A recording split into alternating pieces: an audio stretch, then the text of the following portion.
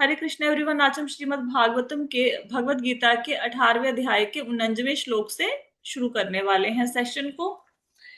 तो इस श्लोक में भगवान कहते हैं, ये श्लोक का है, आसक्त बुद्धि सर्वत्र जितात्मा विगत सप्रह नैष्कर्मण्य सिद्धिं परमाम संन्यासेन अधिगच्छति।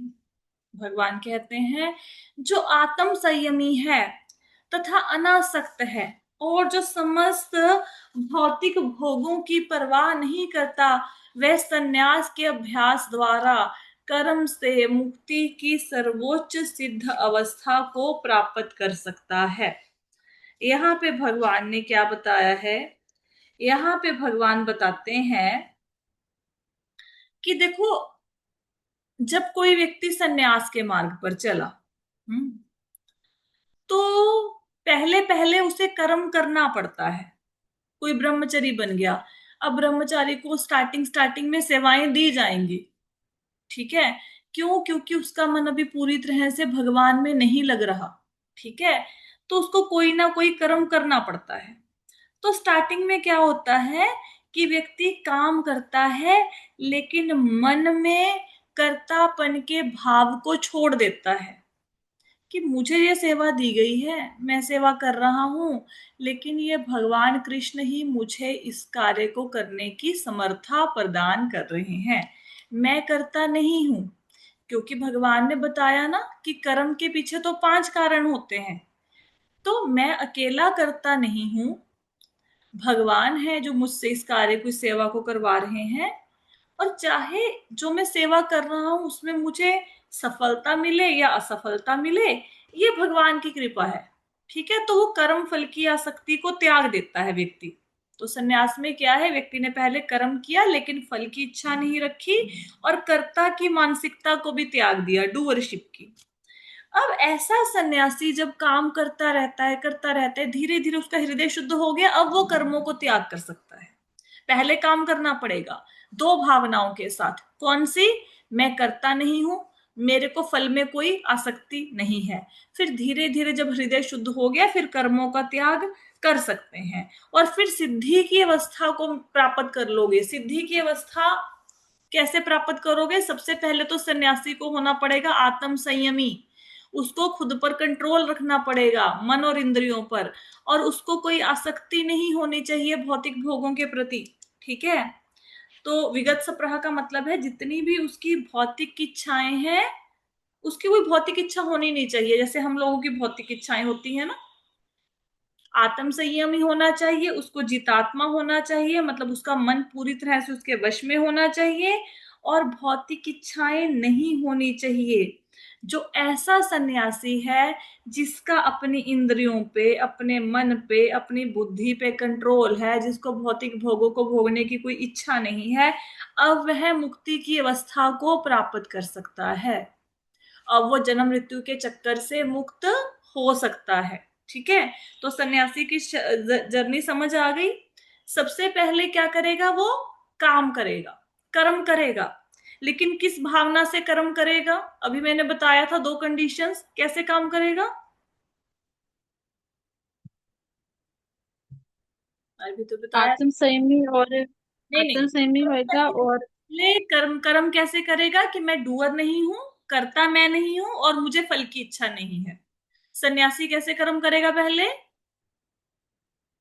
मैं करता नहीं हूँ और मुझे हल्की मुझे इच्छा फल नहीं की, चाहिए। और जब ये, हल्की इच्छा नहीं है। हाँ, फिर धीरे धीरे जब उसका हृदय शुद्ध हो जाएगा तो वो काम का त्याग कर सकता है। शुरू शुरू में कर्म करने पड़ेंगे, बाद में कर्मों को त्याग सकता है। फिर ऐसे कर्म करते करते जब वो उसका मन, इंद्रियां वश में हो गई, भौतिक भोगों की इच्छा खत्म हो गई, अब वो मुक्ति को प्राप्त कर सकता है, जन्म मृत्यु के चक्कर से छूट सकता है। जर्नी समझ आ गई, ठीक है, सन्यासी की। अब आगे चलते हैं। ये श्लोका मैंने बहुत डिटेल में लास्ट क्लास में करवाया था। नेक्स्ट चलते हैं। नेक्स्ट श्लोक है, सिद्धिं प्राप्तो यतः ब्रह्म तथाप्नोति निबोध में समासेनैव कौन्तेय निष्ठा ज्ञानस्य या परा। तो भगवान कहते हैं, हे कुंती पुत्र, जिस तरह इस सिद्धि को प्राप्त हुआ व्यक्ति परम सिद्धावस्था अर्थात ब्रह्म को, जो सर्वोच्च ज्ञान की अवस्था है, प्राप्त करता है। उसका मैं संक्षेप में तुमसे वर्णन करूंगा, उसे तुम जानो। अब भगवान कहते, ये जो सन्यासी है, जिसने पहले काम किया, फिर कर्म करने का त्याग कर दिया, अब इसको सिद्धि मिल गई। सिद्धि क्या है?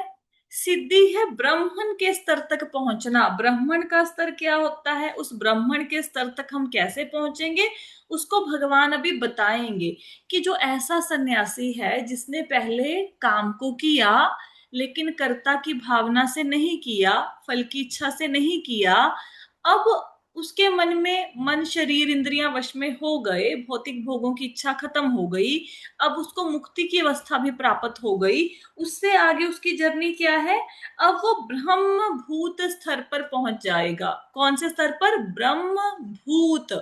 ये ब्रह्म भूत स्तर क्या होता है, इसको अभी भगवान बताएंगे। ठीक है, वो क्या होता है, भगवान उसका वर्णन अगले श्लोक में करेंगे कि सन्यासी को जो ब्रह्म भूत की अवस्था प्राप्त होती है वो क्या है। तो 51 नंबर श्लोक में हम इसे पढ़ेंगे। ये 3 श्लोक इकट्ठे दिए हुए हैं, 51, 52, 53। उस अवस्था को प्राप्त कैसे किया जाता है, ब्रह्मभूत की अवस्था, वो अवस्था कैसी होती है, उसमें क्या आनंद आता है, उसका वर्णन भगवान करेंगे। तो तीनों श्लोक इकट्ठे हैं, इसको पढ़ते हैं। बुद्ध्या विश्रुद्धया युक्तो धृत्यात्मानं नियम्य च शब्दादीनि विषयांस्तत्त्वा रागद्वेषो व्यदुस्य च विवक्त सेवी लघ्वाशी यत्वा काय मानसः ध्यान योग परो नित्यं वैराग्यं समुपाश्रितः अहंकारं बलं दर्पं कामं क्रोधं परिग्रहं विमुच्य निर्ममः शांतो ब्रह्म भूयाय कल्पते।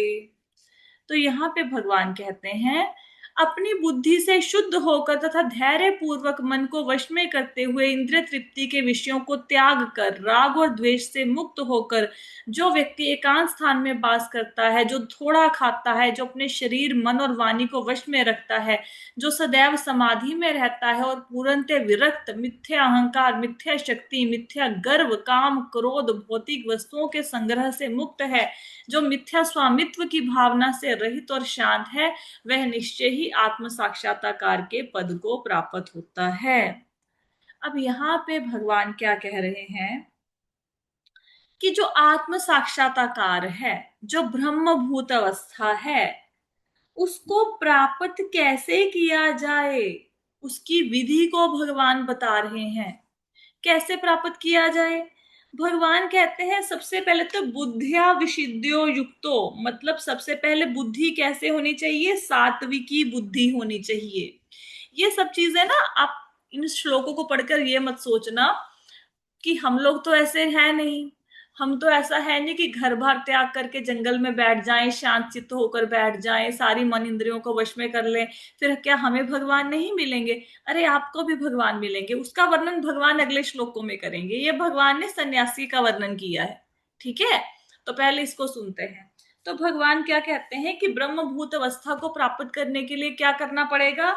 सबसे पहले बुद्धि कैसी होनी चाहिए? सात्विकी बुद्धि होनी चाहिए। ठीक है, फिर भगवान क्या कहते हैं? कहते धृत्यात्मानम नियम्य च, मतलब मन को धैर्य पूर्वक वश में करो। मन एकदम से तो कंट्रोल में आएगा नहीं, धीरे धीरे धीरे धीरे मन को कंट्रोल करने का अभ्यास करो। अब हम लोग देखो माला करते हैं, हमें पता है माला में हमारा मन नहीं लगता। ठीक है, ऐसा नहीं है कि आप 16 माला करोगे, 16 की 16 माला में आपका मन एकाग्रचित्त होकर भगवान कृष्ण में लग जाएगा, नहीं लगेगा। कोशिश करो, धीरे धीरे धीरे धीरे कोशिश करो कि कम से कम इस माला में मन लगाऊं, सिर्फ एक मन का जो अगला मन का है उसमें मैं भगवान कृष्ण का ध्यान करूं। एक एक मन का करते करते धीरे धीरे भगवान कृष्ण में आपका ध्यान लगने लग जाएगा। अब तो मात्रा यंत्रवत हो रही है ना, हरे कृष्ण कृष्ण कृष्ण हरे राम राम राम हरे हरे। मन में अलग विचार चल रहे हैं, मुंह जुबान से हरे कृष्ण महामंत्र चल रहा है, कान उस मंत्र को सुन नहीं रहे, लेकिन धीरे धीरे अभ्यास करेंगे तो मन वश में आ जाएगा। ठीक है, फिर क्या कहते हैं, ब्रह्मभूत अवस्था को प्राप्त करने के लिए सन्यासी में क्या गुण होना चाहिए? उसको इंद्रिय विषयों का त्याग करना चाहिए। जैसे कान चाहते हैं निंदा चुगली सुनना, जीभ चाहती है अच्छा अच्छा खाने को मिले, नाक चाहता है अच्छी सुगंध सूंघने को मिले, आंखें चाहती है अच्छा रूप देखने को मिले, तो इंद्रिय विषयों को त्याग में करना है। राग द्वेष से मुक्त होकर, मतलब ना तो किसी चीज से अटैचमेंट है, ना तो किसी से प्रेम है, ना किसी से घृणा है। कोई अच्छी वस्तु मिल गई तो खुश नहीं होना, बुरी वस्तु मिल गई तो उदास नहीं होना। फिर क्या करना पड़ेगा सन्यासी को? उसको एकांतवास करना पड़ेगा, अकेला रहेगा। और अल्प भोजन करना, ऐसा नहीं कि खूब एकांत स्थान में रह रहे हो, भिक्षा मांग के लेके आए और खूब प्रसादी पा लिया ना। अल्प भोजन, ज्यादा भोजन खाने से क्या होएगा? नींद आने लग जाएगी। कम भोजन खाने से क्या होगा? फिर उससे शरीर को पोषण नहीं मिलेगा। मतलब भोजन, बहुत अधिक भोजन नहीं करना है। फिर क्या करना है? शरीर, मन और वाणी को वश में रखना है। शरीर को भी, मन को भी, वाणी को भी, तीनों को कंट्रोल में रखना है। और ध्यान किसका लगाना है? भगवान का ध्यान लगाना है।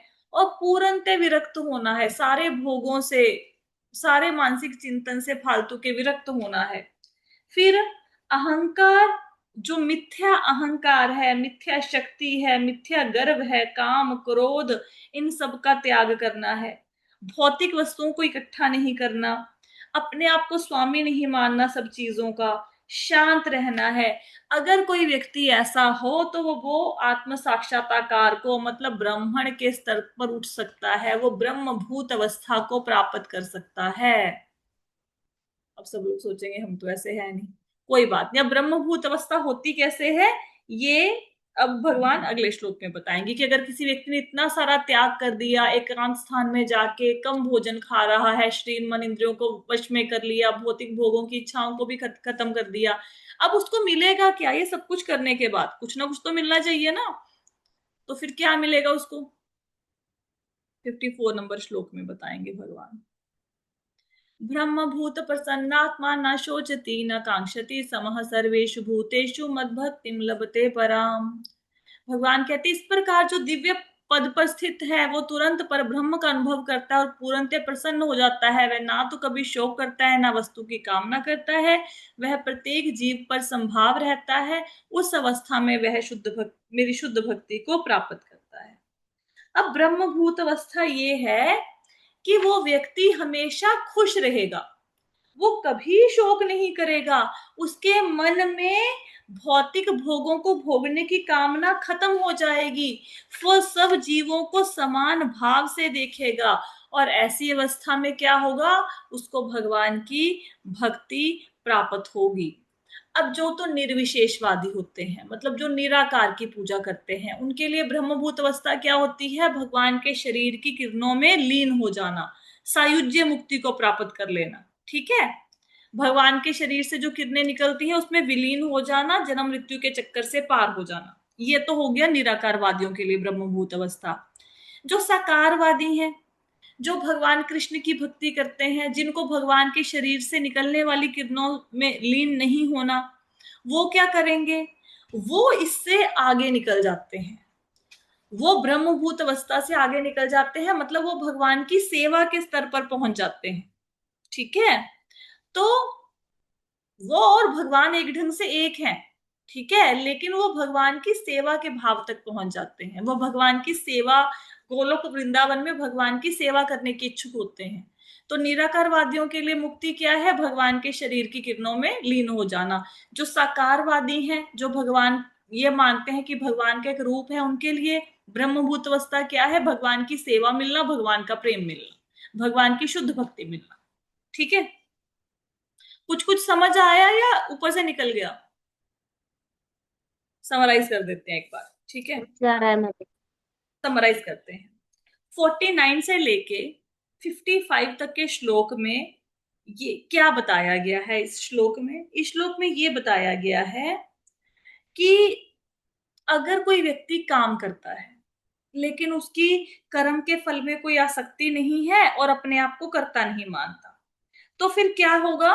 धीरे धीरे स्टार्टिंग में वो काम करेगा ऐसे, लेकिन धीरे धीरे वो अपने कर्मों का त्याग कर सकता है, सारे कर्मों को करना छोड़ सकता है। अब जब वो अपने आत्मा पर कंट्रोल, सॉरी, अपने मन पर, अपनी बुद्धि पर कंट्रोल कर लेगा, भौतिक इच्छाओं से मुक्त हो जाएगा, तो उसे मुक्ति प्राप्त हो जाएगी जन्म मृत्यु के चक्कर से। ठीक है, और वह व्यक्ति ब्राह्मण के स्तर को प्राप्त कर लेगा। ब्राह्मण का स्तर क्या है? निराकारवादियों के लिए ब्राह्मण का स्तर है भगवान के शरीर की किरणों में लीन हो जाना, और साकारवादियों के लिए मतलब ब्राह्मण का स्तर है भगवान की भक्ति को प्राप्त करना, उनकी सेवा करना, उनके धाम में जाना। ठीक है, लेकिन वहां तक जाने के लिए क्वालिफिकेशंस क्या चाहिए, जो हमने 51 से लेके 53 तक श्लोक में पढ़ी, कि बुद्धि सात्विकी होनी चाहिए, मन कंट्रोल में होना चाहिए, इंद्रियां कंट्रोल में होनी चाहिए, ठीक है, शरीर मन और वाणी पर कंट्रोल होना चाहिए, ये सारी क्वालिटीज होनी चाहिए। अगर ऐसे हम सब लोग करेंगे तो क्या होगा, उसके बाद हम हमेशा प्रसन्न रहेंगे, हमारे मन में किसी चीज को प्राप्त करने की इच्छा नहीं आएगी। हाँ, हम हर जीव को समान भाव से देखेंगे और भगवान की प्रेमा भक्ति को प्राप्त कर लेंगे। ये भगवान ने बताया। कुछ कुछ समझ में आया?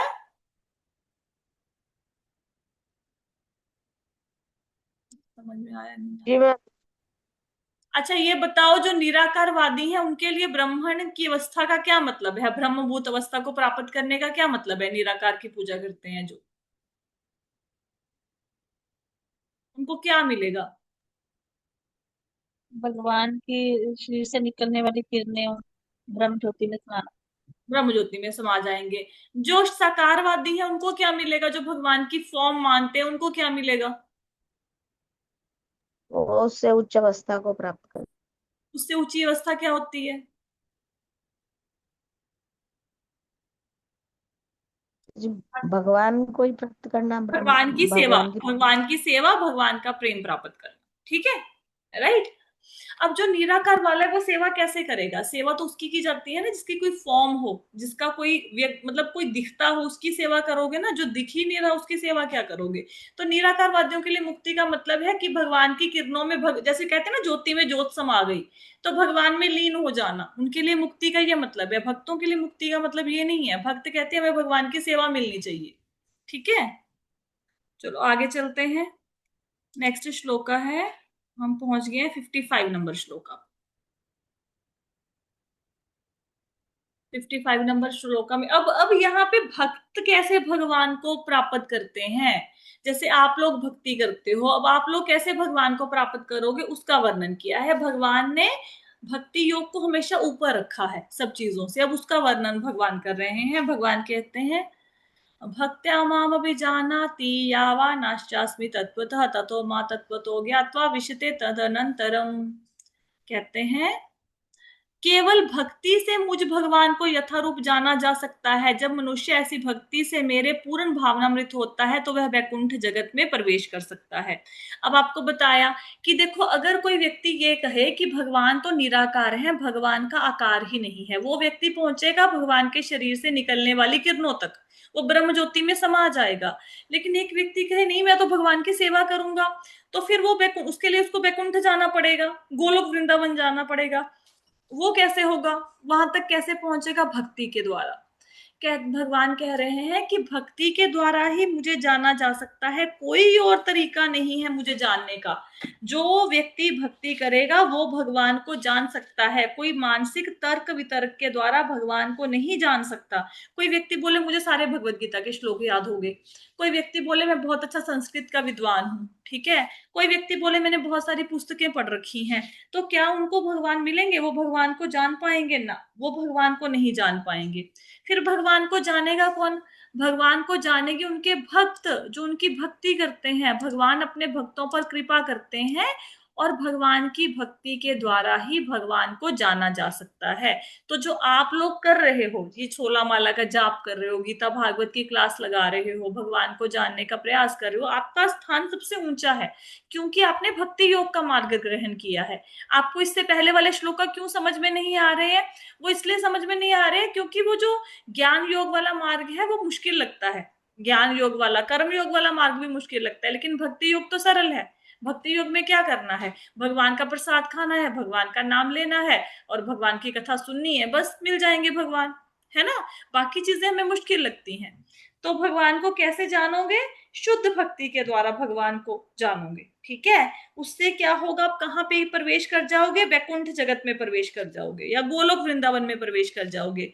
वहां पे जाके क्या करोगे? वहां पे जाके आप भगवान की सेवा कर सकते हैं।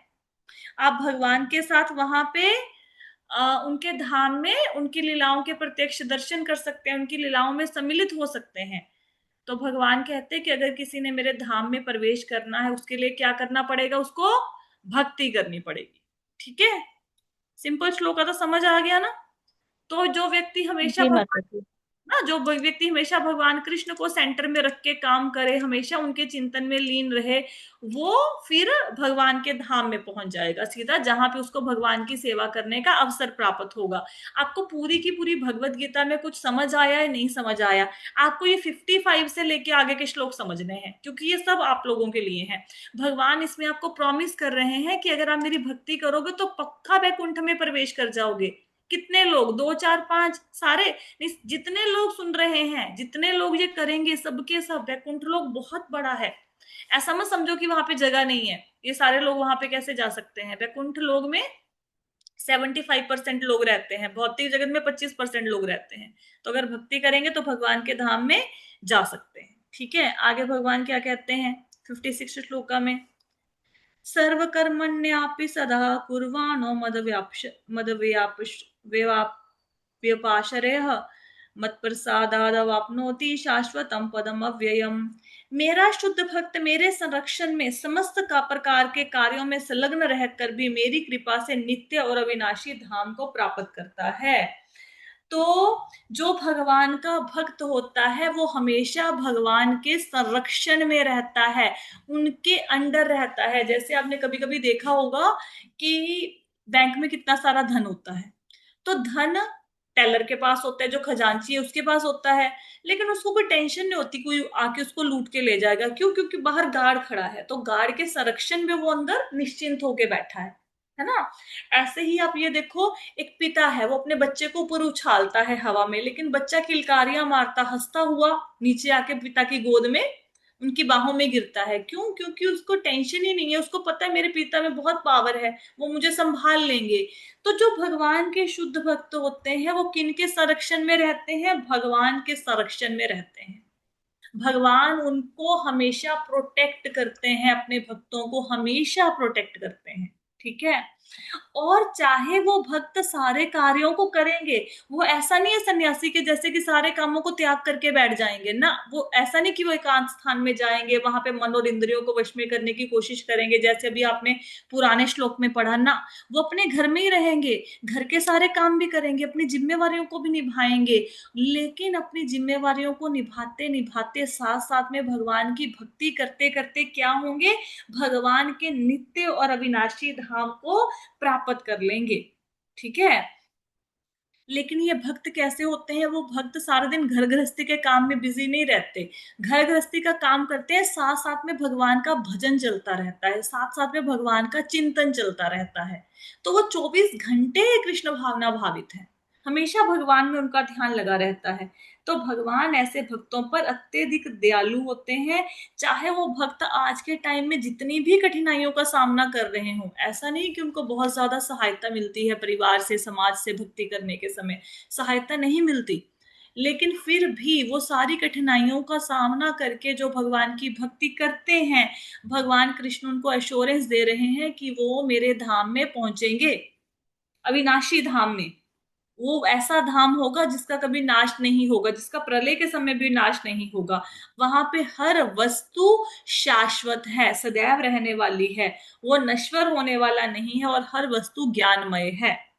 अब यहाँ पे तो कुर्सी मेज टेबल ये सारा, पंखा, ये पेड़ बोलते नहीं है ना। भगवान का धाम ऐसा नहीं है, क्योंकि वहां पे कोई जड़ वस्तु है ही नहीं, वहां पे सारी वस्तुएं चेतन है, ये सारी चीजें वहां पे बातें करती हैं। ठीक है, अब हम लोग क्या करते हैं, अपना बीड़ बैग उठा के इधर फेंक दिया, उधर फेंक दिया, माला वाला बैग। हम क्यों कहते हैं कि उसकी कदर करो?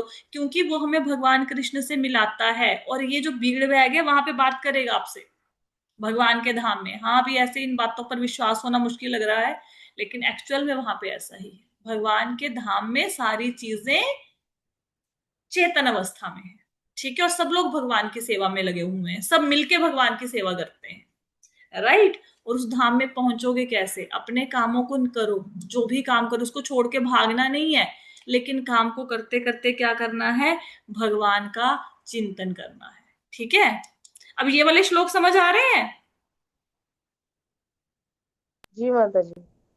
ये इसलिए जी समझ माता जी। क्योंकि ये आपसे रिलेटेड है। ठीक है, सन्यासी वाली बातें नहीं समझ आ रही थी, कोई बात नहीं। नेक्स्ट है, चेतसा सर्व कर्माणि मयि सन्न्यस्य मत्परः बुद्धि योगम उपाश्रित्य मच्चित्त सततम भवः। सारे कार्यों के लिए मुझ पर निर्भर रहो और मेरे संरक्षण में कार्य करो। भगवान क्या कह रहे हैं? सारे कार्यों के लिए मुझ पर निर्भर रहो और मेरे संरक्षण में कार्य करो। ऐसी भक्ति में मेरे प्रति पूर्णतः सचेत रहो। तो भगवान कहते हैं कि जैसे अब कोई कंपनी में आप जॉब कर रहे हो, अब आप स्वतंत्र तो नहीं हो ना, आप अपने डिसीजन ले सकते हो नहीं, जो आपका मालिक आदेश देगा आप उनके अकॉर्डिंग ही काम करोगे ना। आपके घर में आपकी मेड काम करती है, काम वाली, तो वो आपके आदेश से काम करती है ना। आप बोलोगे यहाँ पे बर्तन धोने, वो वहां पे धोएगी। आप बोलोगे नहीं बाहर जाके बर्तन धो, वो बाहर जाके बर्तन धोएगी, है ना। जैसा आप काम करवाओगे काम वाली वैसे ही काम करेगी ना, स्वतंत्र होके तो नहीं काम करेगी। उसी प्रकार जो भक्त हैं उनको सेवक की भांति भगवान के आदेश अनुसार कर्म करना चाहिए। ठीक है, सेवक की अपनी कोई स्वतंत्रता नहीं होती, वो सिर्फ और सिर्फ अपने मालिक के आदेश का पालन करता है। उसको कोई फर्क नहीं पड़ता लाभ हो रहा है या हानि। आप किसी कंपनी में जॉब लग जाओ, अब वहां पे उसका उस कंपनी को प्रॉफिट हो जाए 100 करोड़ रुपए का, आपको कोई बेनिफिट होगा? नहीं होगा, आपको तो भी सैलरी मिलनी है। अच्छा, कंपनी घाटे में चली जाए, कंपनी को 10 करोड़ का घाटा हो गया, तो क्या आप घाटा साथ में भरोगे? नहीं भरोगे। क्यों नहीं भरोगे? क्योंकि वो तो मालिक का है, चाहे लाभ हो या हानि। तो जो सेवक होता है वो सिर्फ सेवा कर रहा होता है, हानि लाभ का उसके ऊपर कोई प्रभाव नहीं पड़ता। लेकिन हाँ, जो भगवान का आदेश है उसका वो सच्चे दिल से पालन करता है।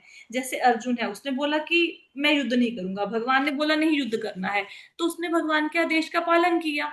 चाहे उस युद्ध को करते हुए उसे दुख हो रहा हो, भीष्म पितामह को मारते हुए, द्रोणाचार्य को मारते हुए, लेकिन उसने मारा। ठीक है, उसने सबके साथ युद्ध किया। क्यों? क्योंकि भगवान का आदेश था। और उसका अपना कोई भी सुख दुख नहीं होता, उसको भगवान की प्रसन्नता का ख्याल रखना होता है। ठीक है। अब आप बोलोगे कि यहाँ पे तो लिखा हुआ है कि भगवान के आदेशानुसार काम करें, अब हमें तो पता ही नहीं भगवान का आदेश क्या है। वहां अर्जुन को तो भगवान डायरेक्ट आदेश दे रहे थे, उनको तो बोल रहे थे कि मेरे लिए युद्ध करो, मेरे को तो भगवान सामने आके बोल नहीं रहे मुझे क्या करना है। तो आपको गुरु के माध्यम से भगवान बता रहे हैं। आपके गुरु ने जो बताया है वो भगवान की ही वाणी है। ठीक है, गुरु क्या बताते हैं? जो भगवान कृष्ण अर्जुन को बताते हैं भगवत गीता में, है ना, कि मेरी शरण में आओ, मुझे नमस्कार करो, मेरी पूजा करो। गुरु भी तो यही बताते हैं ना। तो और जिन्होंने गुरु नहीं भी धारण किए हुए, भगवान क्या कहते हैं भगवत गीता में? मेरी मेरी पूजा करो, मुझे नमस्कार करो, मेरी शरण में आओ। ठीक है, मेरा ध्यान करो, मेरा चिंतन करो, इतना ही करना है। अगर आप ऐसे काम करोगे तो फिर क्या होगा? भगवान के धाम में चले जाओगे। ठीक है, तो हमने सारे काम करने हैं भगवान के आदेश अनुसार, और सफलता सफलता की परवाह नहीं करनी, और डिपेंडेंट रहना है भगवान के ऊपर। कोई भी सेवा मिल गई, ये सोचो कि भगवान आपने करवाना है ये काम मुझसे। कोई भी काम आपको दिया गया, आप ये सोचो ये काम भगवान आपने ही करवाना है, मेरे में समर्था नहीं है इस काम को करने की, और देखो फिर वो काम कितने अच्छे से होता है। ठीक है, तो इस प्रकार जो व्यक्ति भगवान प्रमाणिक गुरु के पास जाता है, गुरु के आदेश अनुसार काम करता है, वो भगवान की प्राप्ति कर लेता है। अर्जुन को ज्ञान देने वाले भगवान कृष्ण थे, सामने खड़े थे। आपको ज्ञान देने वाले आपके गुरु हैं। ठीक है, जो इस भौतिक जगत में आपके सामने खड़े हैं। तो गुरु से निर्देश लो और फिर उसके अकॉर्डिंग काम करो। ठीक है, तो यहां तक हमारे श्लोका हो गए हैं 57 तक। कल हम आगे की क्लास में नेक्स्ट श्लोका करेंगे। यहां तक किसी का कोई प्रश्न है तो पूछ लो। कोई क्वेश्चन है? नहीं है? तो आज की क्लास को यहीं पे विश्राम देते हैं। श्रीमद् भगवद गीता की जय, श्रील प्रभुपाद की जय। हरे कृष्ण।